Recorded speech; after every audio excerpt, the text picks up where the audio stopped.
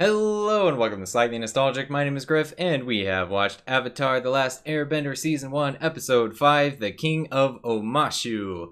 Another one that I definitely remembered very well, and another one that I forgot was this early in the season. I wasn't super excited about the first two episodes, but they've been really knocking it out ever since then. Like, each episode has been a really big, memorable one. So anyway, this is the one where they visit the Earth Kingdom city of Omashu, and the king finds out that Aang is the Avatar, but it's that he recognizes him, because the big plot twist is that the king is actually Aang's friend Bumi from when they were kids, and Bumi, the king, is just kind of messing with him for the whole episode. He puts Aang through all of these tests, and then at the end he's like, oh, but it was to help you realize your potential as an avatar, to help you think outside the box or something like that, but I don't know, that was a flimsy excuse. The whole time for this episode, because I remembered the plot twist from the beginning, it's pretty obvious actually, like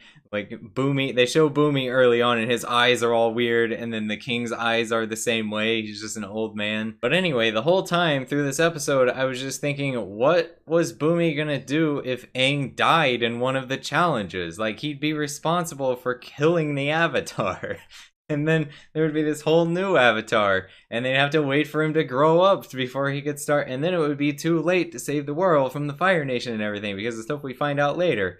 Like, ugh. You can't just do that, Boomy, you crazy old man. We do get a lot of humor in this episode, though. They've been adding the humor in a little bit more and more as the season goes on. This is more of the stuff I remember. Like, first of all, the cabbage guy, who is a running joke through the whole series. I don't know how many times he pops up, but he pops up 3 times in this episode, so they must have realized it was a really popular, funny joke and just kept using it. And then there was a bit that I thought was pretty funny where the king is telling the guy to take them to the chamber, and then they have like some miscommunication about which chamber, and they go through a whole thing about like, is it the good chamber or the bad chamber? And he's like, not the bad chamber, but it's been refurbished, so it's not the bad chamber anymore. And he's like, take them to the refurbished chamber that was once bad. And then later, when they're trying to guess the king's name for one of his challengers or whatever, Sokka is like, I bet it's Rocky. Get it? Because Earth Kingdom, he's an earthbender, it's Rocky. And then there's just like this weird moment of silence, and then Katara's like, we're gonna keep trying, but that is a good backup.